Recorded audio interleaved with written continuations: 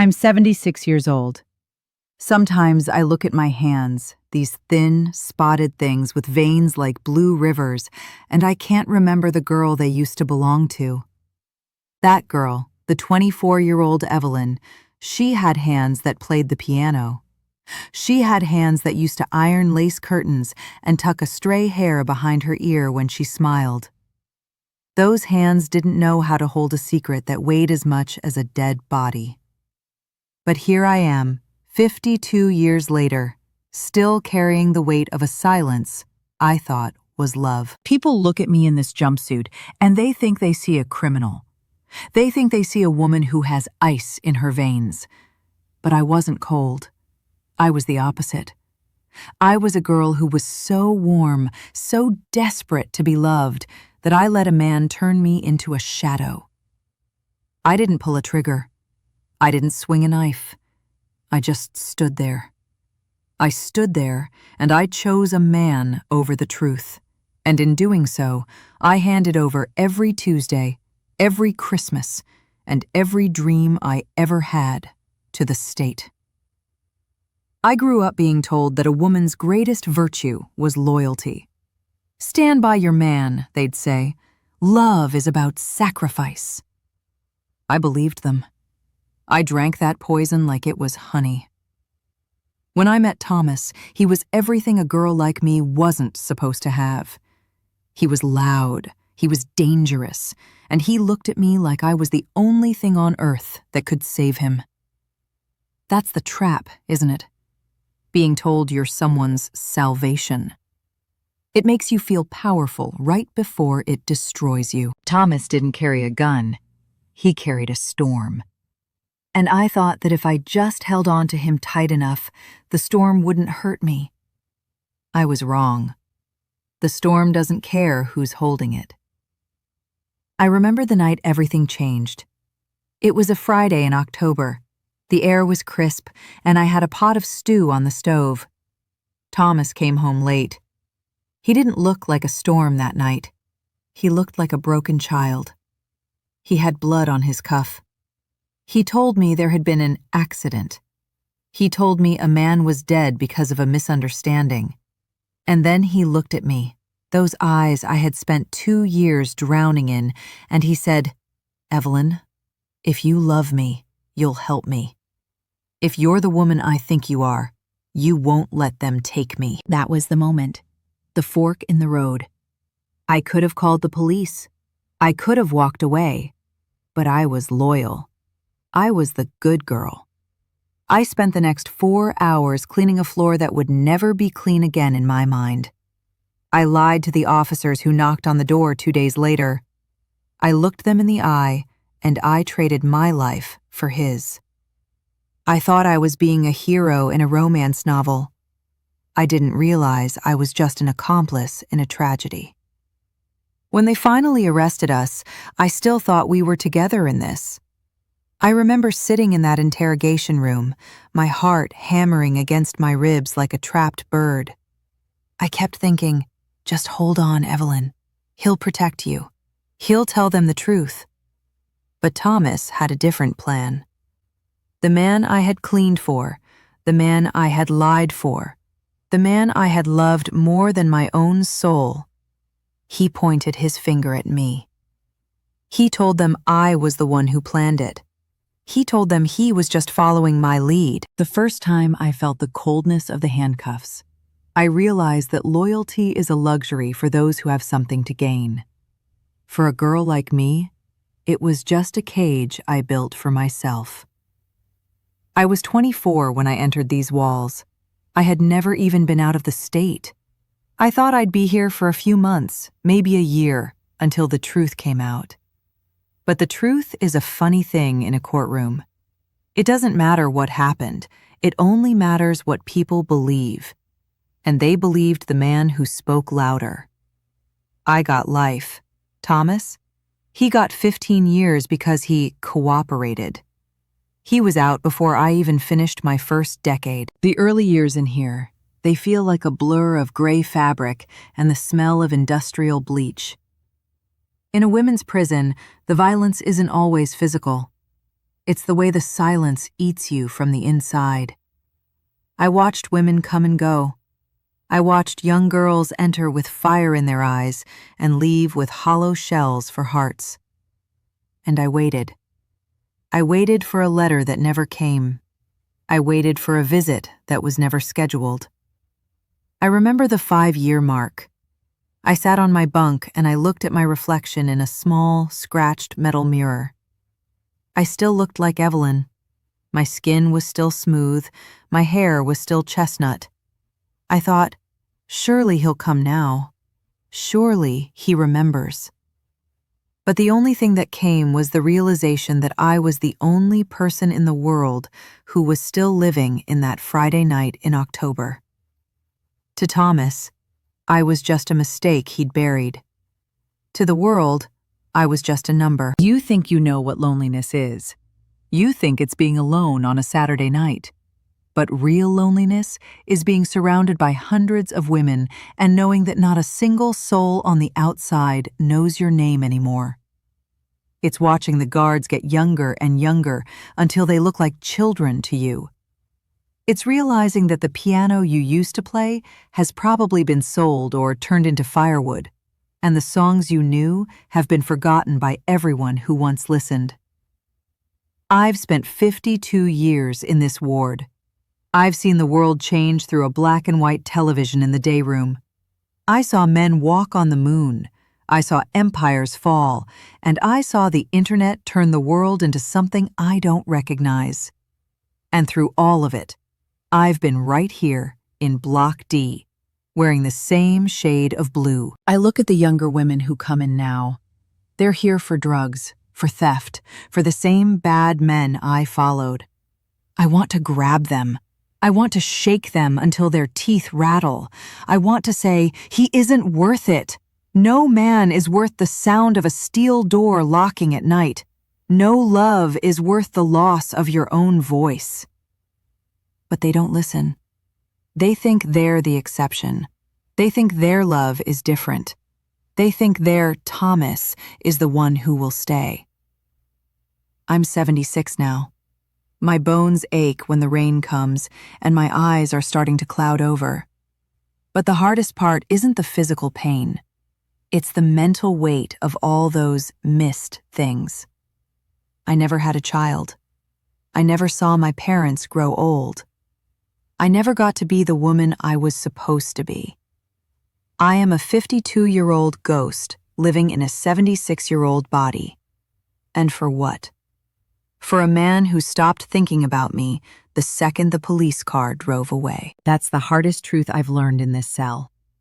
The wrong kind of love doesn't just break your heart, it steals your time. It takes your Tuesdays and your Sundays and your bright summer mornings, and it turns them into a long, gray line of nothing. I'm tired of being silent. I've been silent for half a century to protect a memory that turned out to be a lie. I'm 76, and I'm finally ready to admit it. I ruined my life for a man who didn't even like me enough to tell the truth. They told me about Thomas 3 years ago. A young lawyer, one of those idealistic kids who comes in here thinking they can fix a broken world, did some digging for me. He thought he was giving me a gift, some kind of closure. He leaned in across the scratched plexiglass and told me Thomas had died in a car accident in 1994. He'd been living in a small town 2 states over, working as a mechanic. He'd married a woman named Brenda. They had 2 sons. I sat there, and I didn't feel a thing. No anger, no grief, not even a spark of the old love that had burned me to the ground. I just looked at the lawyer's clean, soft hands and thought about 1994. In 1994, I was 45 years old. I was working in the prison laundry, hauling heavy bags of wet sheets until my back felt like it was snapping in two. I was mourning a man who was out there buying groceries, fixing cars, and tucking his sons into bed. He had lived a whole lifetime while I was frozen in the amber of the night he killed that man. That's the thing they don't tell you about standing by your man. While you're standing still, he's moving on. Loyalty isn't a shield, it's a blindfold. I wore mine for so long that I forgot how to see the world for what it really was. The geriatric ward is a quiet place, but it's a heavy quiet. It smells like mint-scented cleaner and the metallic tang of old age. Most of the women here are like me, ghosts waiting for the final exit. We don't talk about our crimes much. We talk about our knees, the quality of the tea, or the way the light hits the small patch of grass in the courtyard. When you've been in here for 50 years, your crime feels like something that happened to a different person. I look at the legal papers in my locker, the state versus Evelyn Reed, and it reads like a biography of a stranger. I spent my life trying to be good. Even in here, I was the model inmate. I never raised my voice. I followed every rule. I worked every shift. I thought that if I was good enough, the universe would realize its mistake. I thought God or the governor or Thomas would see my sacrifice and say, "Evelyn, you've done enough. You can come home now." But last month, I had my final parole hearing. I wore my best blouse under my jumpsuit. I brushed my white hair until it shone. I stood before those 3 people on the board, and I tried to tell them who I was. I told them I wasn't that girl in the getaway car anymore. I told them I'd been a ghost for 52 years. One of them, a woman about the age I was when I came in, looked at me with eyes as cold as the floor tiles. She said, "Ms. Reed, the gravity of the crime requires a life for a life. The board denies your request." I walked back to my cell, and for the first time in half a century, I didn't cry. I didn't pray. I just looked at the wall and laughed. I laughed until my throat hurt. I wasn't laughing at the board, I was laughing at myself. I had spent my whole life being good for a world that had forgotten I existed the moment I was locked away.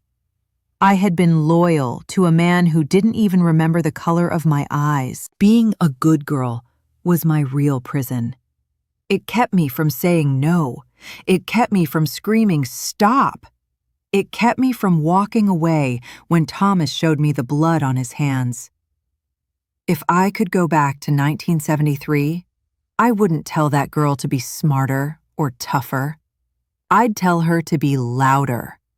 I'd tell her to be selfish. I'd tell her that her own life was more important than any man's approval. My hands are too stiff to play the piano now. Sometimes, when the ward is still at night, I sit on the edge of my bed and move my fingers over the rough wool of my blanket. I play the songs I used to know, the hymns my mother loved, the jazz tunes Thomas liked to whistle. I play them in the air, a silent concert for no one. And as I play, I realize that the girl who played the piano didn't die in 1973. She's been right here, trapped inside this loyal woman, waiting for me to let her speak. I'm 76, and I'm finally done being loyal to anyone but myself. It's a strange kind of freedom to find at the end of a life sentence. I don't have a home to go to, and I don't have a family to welcome me. But for the first time in 52 years, I own my own thoughts. I don't belong to Thomas, and I don't belong to the good girl I was raised to be. I am just Evelyn. And Evelyn is tired. I see the younger girls in the yard, their hearts on their sleeves, their lives tied to some boy who's going to break them. I want to tell them, love isn't supposed to be a sacrifice. It's supposed to be a partnership. If he asks you to hide his secrets, he isn't loving you. He's using you as a shield. I want to tell them that their time is the most precious thing they own, and they should guard it like it's made of gold. Because it is. I look out the window at the sky. It's the same sky I saw in 1973, but it feels different now. It feels further away. I know I'll never walk under it without a guard nearby. I know I'll die in this building, and my name will be a footnote in a file cabinet. But I'm not a ghost anymore. I've found my voice, even if it's just to whisper it to these gray walls. If you're out there and you're holding on to someone who is dragging you down, if you're staying silent because you think it's loyalty, please look at me. Look at my 76-year-old face and see the cost of a misplaced heart. Don't wait 50 years to realize that you are the only person responsible for your happiness. A man's love is not worth your soul. A man's secret is not worth your freedom. I gave everything I had for a lie. I spent 52 years paying for a crime I didn't commit, just so a man I loved could have 20 years of freedom he didn't deserve. Don't make that trade. It's a bargain with the devil, and the devil always wins. I'm going to lay down now. My back hurts, and the light is fading. I'm going to close my eyes and think about that piano. Not the one I lost, but the one I'm playing in my mind. Every note is a second of the life I should have lived. Every song is a no I should have said. I am Evelyn Reed. I was 40217 for a long time. But tonight, I'm just a woman who finally understands the truth. Don't repeat my mistakes. Don't waste yours. That's the hardest truth I've learned in this cell. The wrong kind of love doesn't just break your heart. It steals your time. It takes your Tuesdays and your Sundays and your bright summer mornings, and it turns them into a long, gray line of nothing. I'm tired of being silent. I've been silent for half a century to protect a memory that turned out to be a lie. I'm 76, and I'm finally ready to admit it. I ruined my life for a man who didn't even like me enough to tell the truth.